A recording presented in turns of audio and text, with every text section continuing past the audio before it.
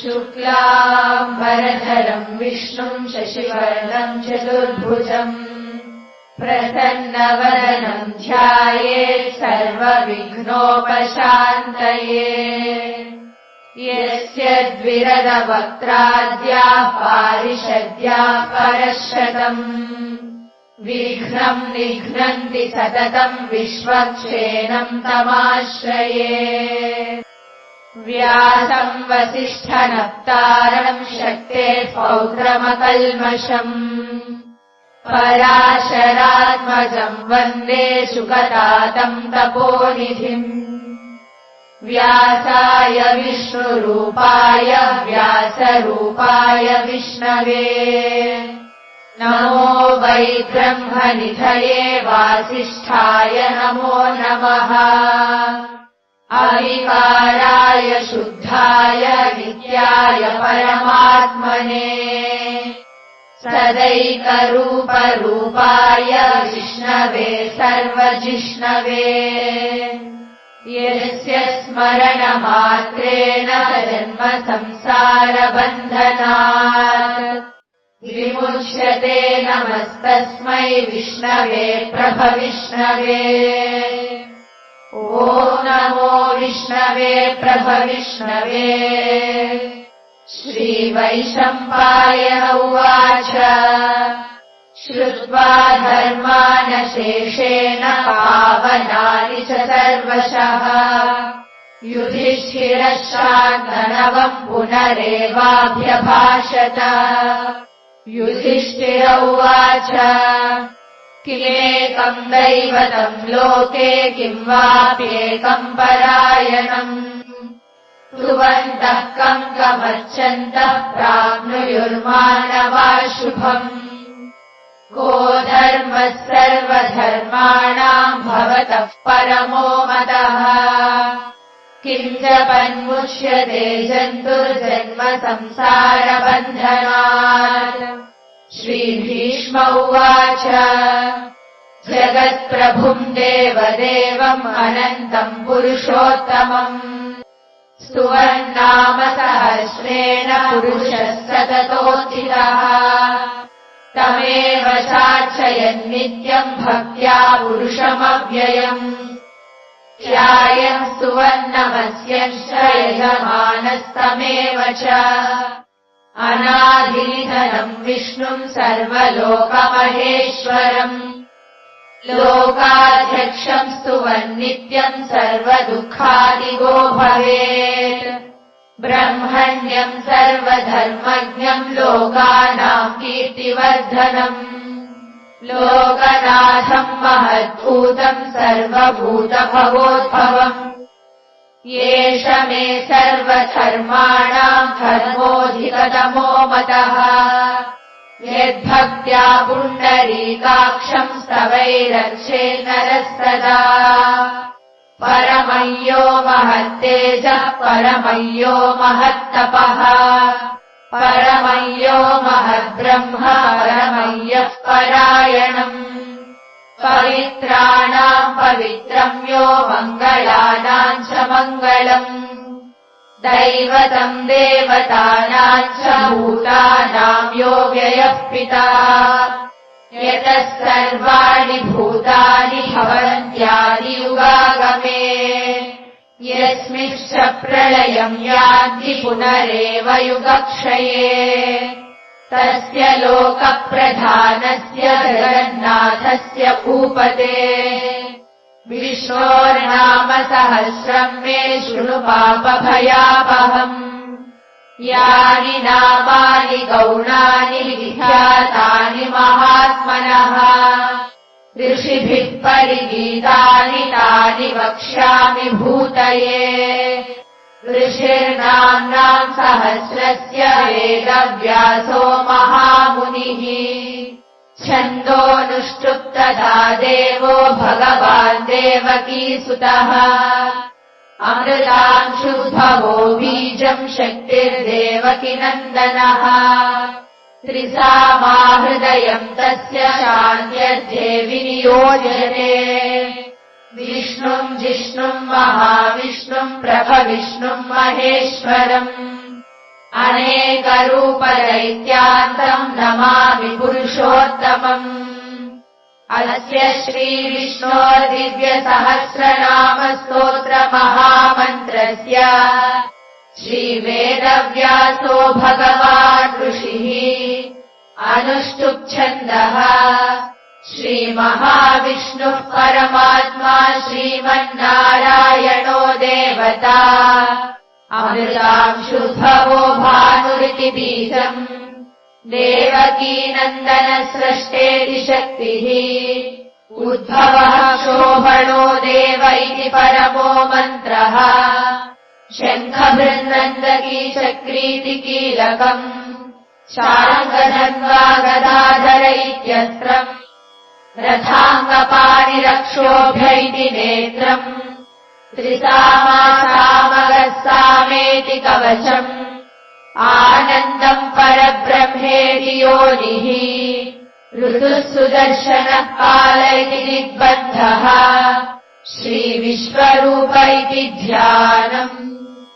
श्रीमहाविष्णुः प्रीत्यर्थे सहस्रनामस्तोत्रपारायणे विनियोगः ध्यानम्। क्षीरोदन्वप्रदेशे शुचिमणिविलसत्सैकते मौक्तिकानाम् मालाक्लुप्तासनस्थस्फटिकमणिनिभैर्मौक्तिकैर्मण्डिताङ्गः शुभ्रैरभ्रैरलभ्रैरुपरि विरसितैर्मुक्तपीयूषवर्षैः आनन्दीनः पुनीयादरिनलिनगदा शङ्खपाणिर्मुकुन्दः ऊकादौ यस्य नाभिर्वियदसुरनिलश्चन्द्रसूर्यौ च नेत्रे कर्णावासा शिरोद्यौर्मुखमपि दहनो यस्य वास्तेयमब्धिः अन्तस्थम् यस्य विश्वम् सुरनरखगो भोगि गन्धर्वदैत्यैः चित्रम् रम्यतेतम् त्रिभुवनवपुषम् विष्णुमीशम् नमामि। शान्ताकारम् भुजगशयनम् पद्मनाभम् सुरेशम् विश्वाकारम् गगनसदृशम् मेघवर्णम् शुभाङ्गम् लक्ष्मीकान्तम् कमलनयनम् योगिहृद्यानगम्यम्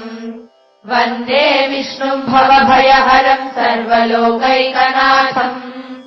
मेघश्यामम् पीतकौशेयवासम् श्रीवत्साङ्गम् कौस्तुभोद्भासिताङ्गम् पुण्योपेतम् पुण्डरीकायताक्षम् विष्णुम् वन्दे सर्वलोकैकनाथम् नमः समस्तभूतानामादिभूताय भूभृते अनेकरूपरूपाय विष्णवे प्रभविष्णवे सशङ्खचक्रम् सकिरीटकुण्डलम् सपीतवस्त्रम् सरशीरुहेक्षणम् सहारवक्षस्थलशोभिकौस्तुभम् नमामि विष्णुम् शिरसा चतुर्भुजम् छायायाम् पारिजातस्य हेमसिंहासनोपरि आसीनमम्बुधश्याममायताक्षमलङ्कृतम् चन्द्राननम् चतुर्बाहुम् श्रीवत्साङ्गितवक्षसम् रुक्मिणी सत्यभामाभ्याम् सहितम् कृष्णमाश्रये। हरिः ओम्। विश्वम् विष्णुर्वषट्कारो भूतभव्यभवत्प्रभुः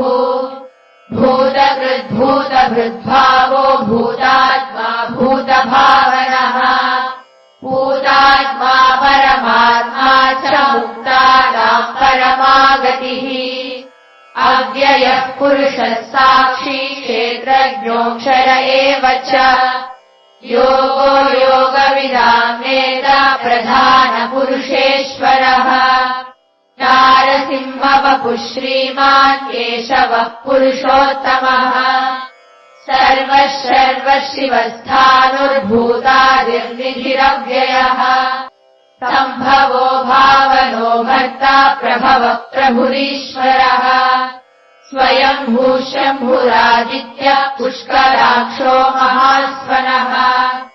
अनादिनिधनो धाता विधाता धातुरुत्तमः अप्रमेयो ऋषिकेश पद्मनाभोऽमरप्रभुः विश्वकर्मा मनुस्त्वष्टा सविष्टस्तविरो ध्रुवः अग्राह्यः शाश्वतः कृष्णो लोहिताक्षः प्रदर्शनः प्रभूतस्थितबुद्धाम पवित्रम् मङ्गलम् परम् ईशानः प्राणदः प्राणो ज्येष्ठः श्रेष्ठः प्रजापतिः हिरण्यगर्भो भूगर्भो माधवो मधुसूदनः ईश्वरो विक्रमी धन्वी मेधावी विक्रमक्रमः अनुत्तमो दुरादर्शः कृतज्ञः कृतिरात्मवान्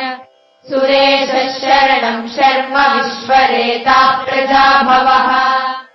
अहः संवत्सरो व्यालः प्रत्ययः सर्वदर्शनः अजः सर्वेश्वरः सिद्धः सिद्धिः सर्वादिरच्युतः वृषा कपिरमेयात्मा सर्वयोगविनिश्रुतः वसुर्वसुमना सत्यः समात्मा संवितः समः अमोघः पुण्डरीकाक्षो वृषकर्मा वृषाकृतिः रुद्रो बहुशिरा बभ्रुर्विश्वयोनिःशुचिश्रवाः अमृतः शाश्वतस्थाणुर्वरारोहो महातपाः सर्वगः सर्वविद्भानुर्विश्वक्सेनो जनार्दनः वेदो वेदविदव्यङ्गो वेदाङ्गो वेदवित्कविः लोकाध्यक्षः सुराध्यक्षो धर्माध्यक्षः कृताकृतः चतुरात्मा चतुर्व्यूहश्चतुर्दंष्टश्चतुर्भुजः भ्राजिष्णुर्भोजनम् भोक्ता सहिष्णुर्जगदाधिजः अनघो विजयो जेता विश्वयोनिः पुनर्वसुः उपेन्द्रो वामनः प्रांशुरमोघः शुचिरूर्जितः अतीन्द्रः सङ्ग्रहः सर्गो धृतात्मा नियमो यमः वेद्यो वैद्यः सदा योगी वीरः माधवो मधुः अतीन्द्रियो महामायो महोत्साहो महाबलः महाबुद्धिर्महावीर्यो महाशक्तिर्महाद्युतिः अनिर्देश्यवपुः श्रीमानमेयात्मा महाधिधृ महेश्वासो महीभर्ता श्रीनिवासः सताङ्गतिः हरिरुद्धः सुरानन्दो गोविन्दो गोविदाम्पतिः मरीचिर्दमनोहंस सुवर्णो भुजगोत्तमः हिरण्यनाभः सुतपा पद्मनाभः प्रजापतिः अमृतः सर्वदुःसिंहः सन्धाता सन्धिमान् स्थिरः अजो दुर्दर्शनः शास्ता विशुलात्मा सुरारिः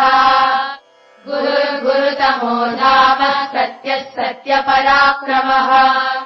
निमिषो निमिषस्रग्वी वाचस्पतिरुदारधीः अग्रनीर्गामणि श्रीमान् न्यायो नेता समीरणः सहस्रमूर्धा विश्वात्मा सहस्राक्षः सहस्रपात् आवर्तनो निवृत्तात्मा संवृतः सम्प्रवर्धनः अहः संवर्तको वह्निरनिलो धरणीधरः सुप्रसादः प्रसन्नात्मा विश्वधृग्विश्वभुग्विभुः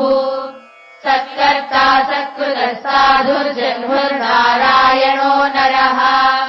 असङ्ख्येयो प्रमेयात्मा विशिष्टः शिष्टभृच्छुचिः सिद्धार्थः सिद्धसङ्कल्पः सिद्धिदः सिद्धिसाधनः वृषाही वृषभो विष्णुर्वृषपर्वा वृषोदरः वर्धनो वर्धमानश्च विविक्तः श्रुतिसागरः सुभुजो दुर्धरो वाग्मी महेन्द्रो वसुदो वसुः नैकरूपो बृहद्रूपः शिपिविष्टः प्रकाशनः ओजस्तेजो द्युतिधरः प्रकाशात्मा प्रतापनः रुद्रस्पष्टाक्षरो मन्त्रश्चन्द्रांशुर्भास्करद्युतिः अमृतांशुर्भवो भानुः शशबिन्दुः सुरेश्वरः औषधम् जगतस्येतुः सत्यधर्मपराक्रमः भूतभव्यभवन्नादः पवनः पावनो नलः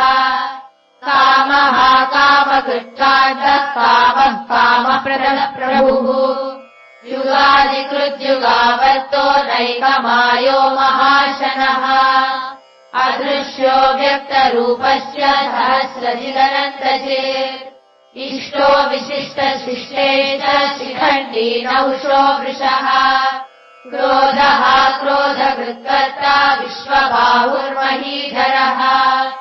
अच्युतः प्रतितः प्राणः प्राणदो वासवानुजः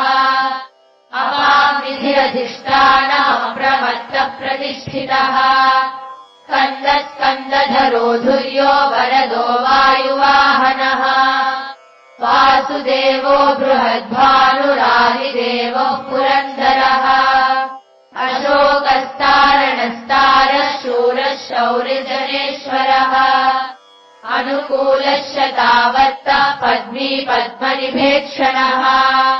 पद्मनाभोरविन्दाक्षः पद्मगर्भः शरीरभृत् महर्षिरुद्धो वृद्धात्मा महाक्षो गरुडध्वजः अतुलशरभो भीमः समयज्ञो हविर्हरिः सर्वलक्षणलक्षण्यो लक्ष्मीवान् समितिञ्जयः विक्षरो रोहितो मार्गो हेतुर्दामोदरः सहः महीधरो महाभागो वेगवानमिताशनः उद्भवः शोभनो देवः श्रीगर्भः परमेश्वरः करणम् कारणम् कर्ता विकर्ता गहनो गुहः व्यवसायो व्यवस्थानः संस्थानस्थानदो ध्रुवः परधिर्परमस्पष्टः तुष्टः पुष्टसुभेक्षणः रामो विरामो विरजो मार्गो नेयो नयोनयः वीरशक्तिमताम् श्रेष्ठो धर्मो धर्मविदुत्तमः वैकुण्ठः पुरुषः प्राणः प्राणदः प्रणवः पृथुः हिरण्यगर्भः शत्रुघ्नो व्याप्तो वायुरधोक्षजः सुदर्शनः कालः परमेशी परिग्रहः उग्रः संवत्सरो दक्षो विश्रामो विश्वदक्षिणः विस्तारस्थावरस्थावरप्रमाणम् बीजमव्ययम् अर्थोऽनर्थो महाकोशो महाभोगो महाधनः अनिर्विण्णस्थविष्टो भूधर्मयूपो महामखः नक्षत्रनेमिर्नक्षत्री क्षमः क्षामः समीहनः यज्ञयुज्यो महेज्यश्च क्रतुः सताम् गतिः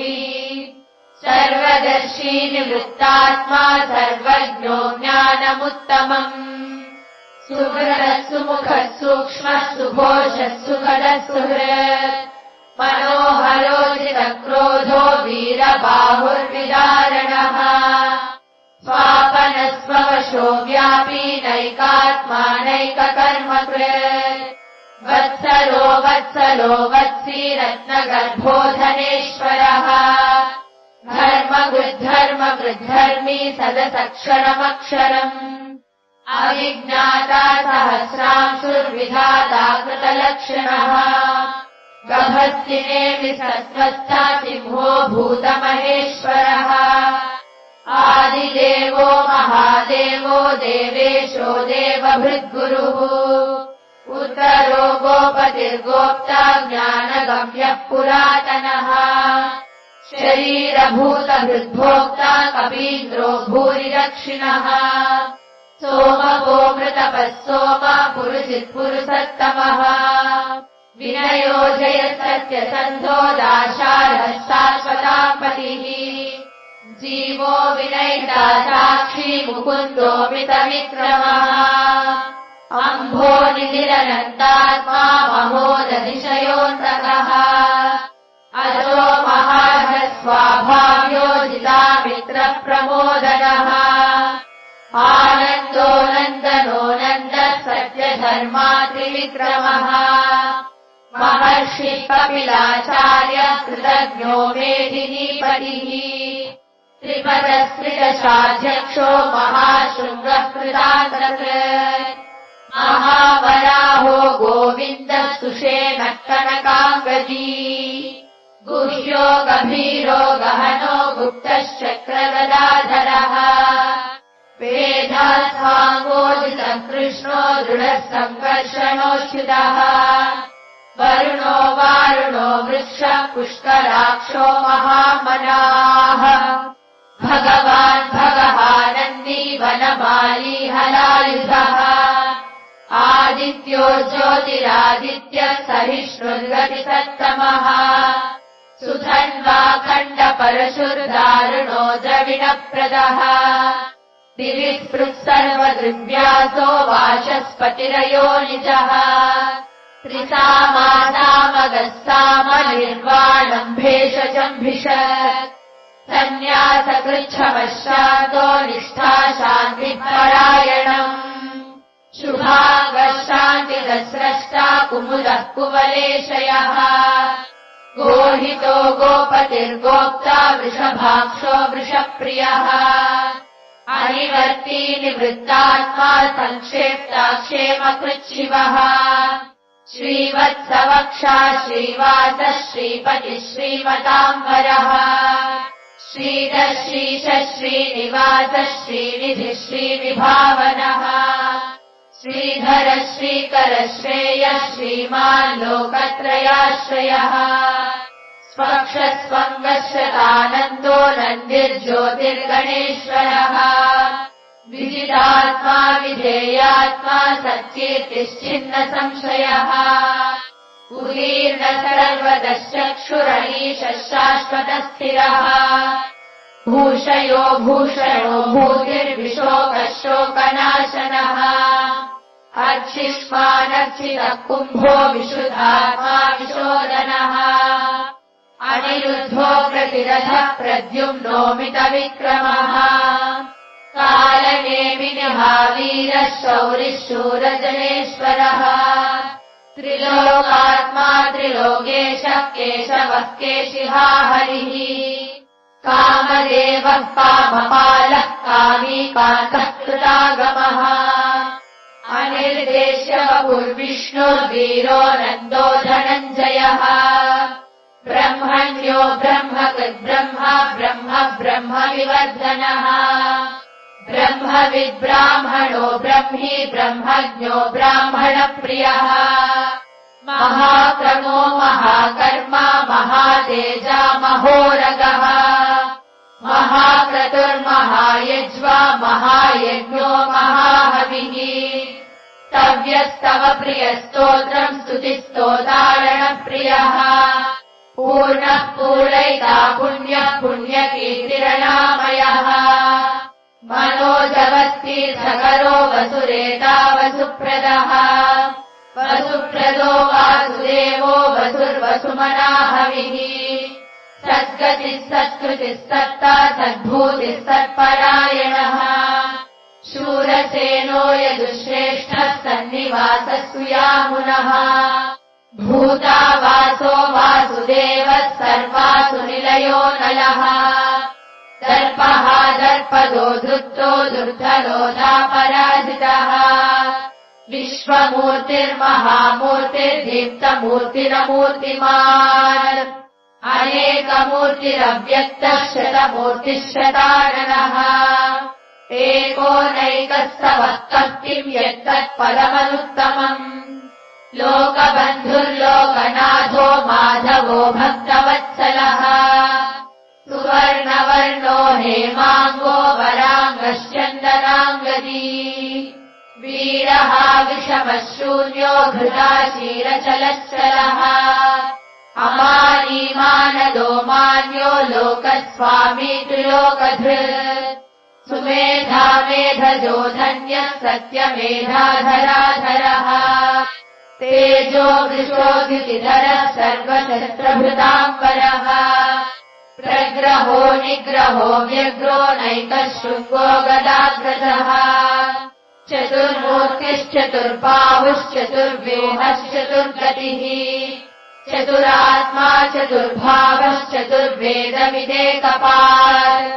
समावर्तो निवृत्तात्मा दुर्जयो दुरतिक्रमः दुर्लभो दुर्गमो दुर्गो दुरावासो दुरारिः शुभाङ्गो लोकसारङ्गः स्तुतन्तुस्तन्तुवर्धनः इन्द्रकर्मा महाकर्मा कृतकर्मा कृतागमः उद्भवः सुन्दरः सुन्दो रत्ननाभः सुलोचनः अर्को वाजसनः शृङ्गी जयन्तः सर्वविजयी सुवर्णबिन्दुरक्षोभ्यः सर्वभागीश्वरेश्वरः महाभ्रदो महागर्तो महाभूतो महानिधिः कुमुदः कुन्दरः कुन्दः पर्जन्यः पावनोन्निलः अमृतास्रोमृतवपुः सर्वज्ञः सर्वतोमुखः सुलभः सुहृदः सिद्धः शत्रुतापनः न्यग्रोधो दुर्बलो श्रद्धः चानूरान्ध्रनिषूदनः सहस्राक्षिः सप्तजिह्वा सप्तैधा सप्तवाहनः अमूर्तिरनघोचिन्त्यो भयकृद्भयनाशनः अनुर्बृहत्कृशः स्थूलो गुणभिर्निर्गुणो महान् अधृतस्वधृतस्वास्य प्राग्वंशो वंशवर्धनः भारभृत्कथितो योगी योगीशः सर्वकामदः आश्रमश्रवणः श्यामः सुपर्णो वायुवाहनः धनुर्धरो धनुर्वेदो दण्डो दमयितादमः अपराजितः सर्वसहो नियन्ता नियमो यमः सत्त्ववान् सात्विकः सत्यः सत्यधर्मपरायणः अभिप्राय प्रियारोधः प्रियकृत्प्रीतिवर्धनः विहाय सगतिर्ज्योतिर्सुरुचिर्हुतभुग्विभुः रविर्विलोचनः सूर्यः सवितारविलोचनः अनन्तो हुतभुग्भोक्ता सुखदो नैकदोऽग्रजः अनिर्विण्णः सदामर्षि लोकाधिष्ठानमद्भुतः सनातनतमः कपिलः कपिलव्ययः स्वस्तिदः स्वस्तिभुक्स्वस्ति स्वस्तिभुक् स्वस्ति दक्षिणः अरौद्रः कुण्डली चक्री विक्रमोदितशासनः शब्दादिदः शब्दतः शिशिरः शर्वरीकरः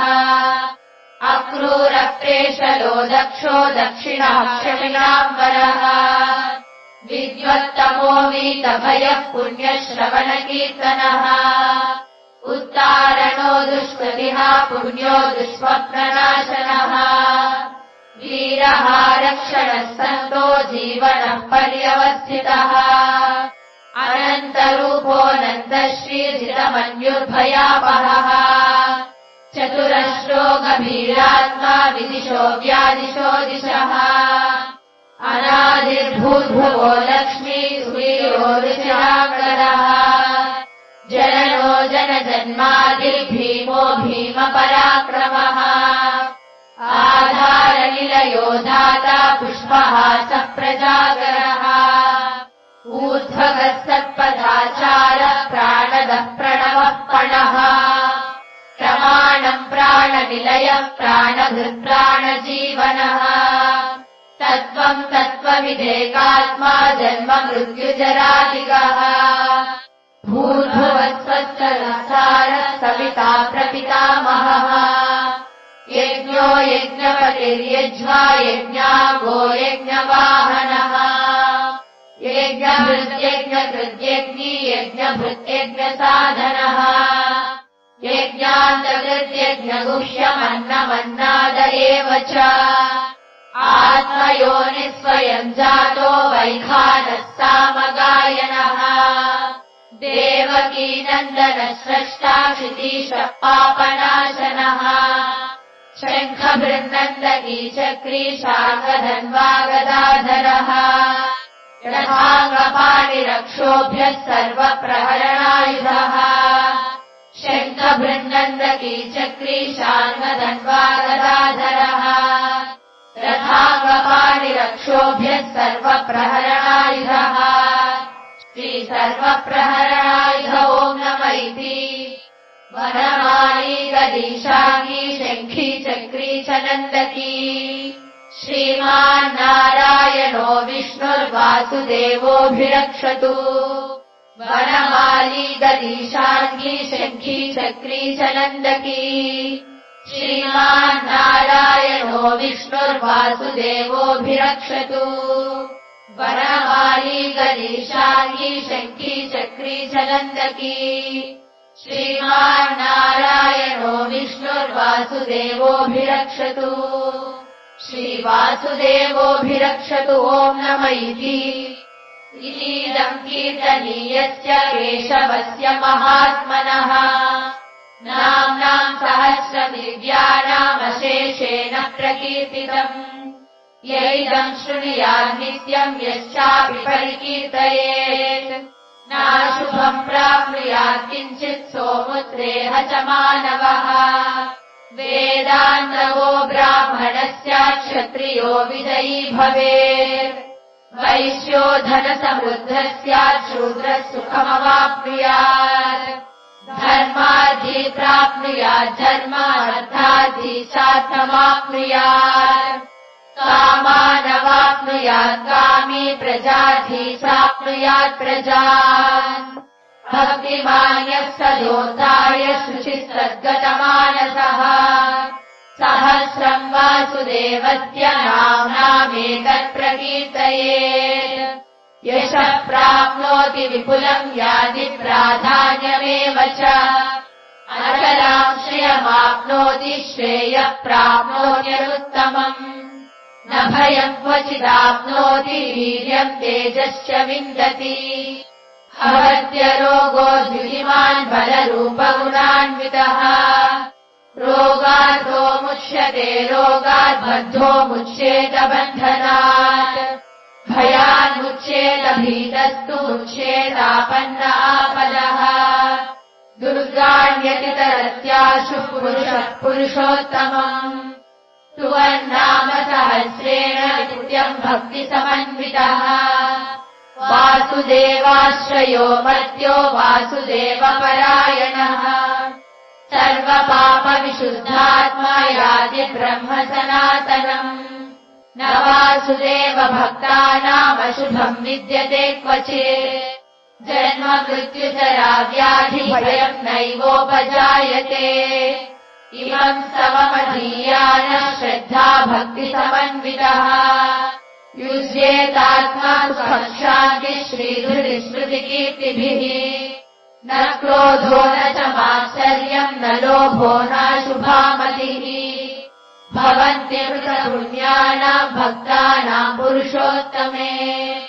द्यौ स चन्द्रार्कनक्षत्रम् खन्दिशो भूर्महोदधिः वासुदेवस्य वीर्येण विधृतानि महात्मनः ससुरासुरगन्धर्वम् स यक्षोरगराक्षसम् जगद्वशे वर्ततेदम् कृष्णस्य सचराचरम् इन्द्रियाणि मनो बुद्धिः सत्त्वम् तेजो बलम् धृतिः वासुदेवात्मकान्याहुः क्षेत्रम् क्षेत्रज्ञ एव च सर्वागमानामाचारः प्रथमम् परिकल्पते आचारप्रभवो धर्मो धर्मस्य प्रभुरच्युतः ऋषयः पितरो देवा महाभूतानि धातवः जङ्गमाजङ्गमम् चेदम् जगन्नारायणोद्भवम् योगो ज्ञानम् तथा साङ्ख्यम् विद्या शिल्पादिकर्म च वेदाशास्त्राणि विज्ञान एतत् सर्वम् जनार्दनात् एको विष्णुर्महद्भूतम् पृथग्भूतानेकशः त्रिलोकान्याप्यभूतात्मा भूते विश्वभुगव्ययः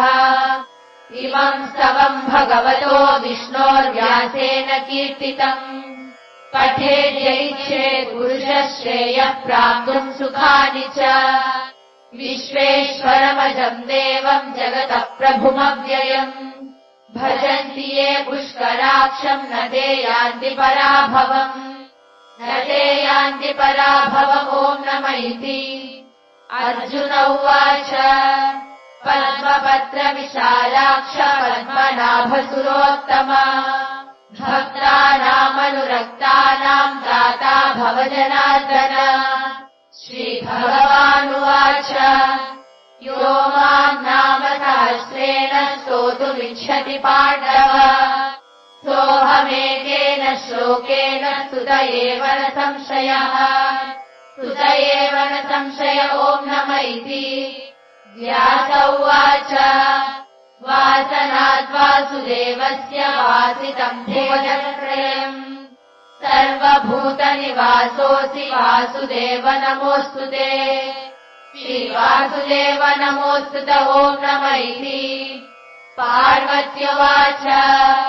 केनोपायेन लघुना विष्णोर्नाम सहस्रकम् पठ्यते पण्डितैर्नित्यम् श्रोतुमिच्छाम्यहम् प्रभो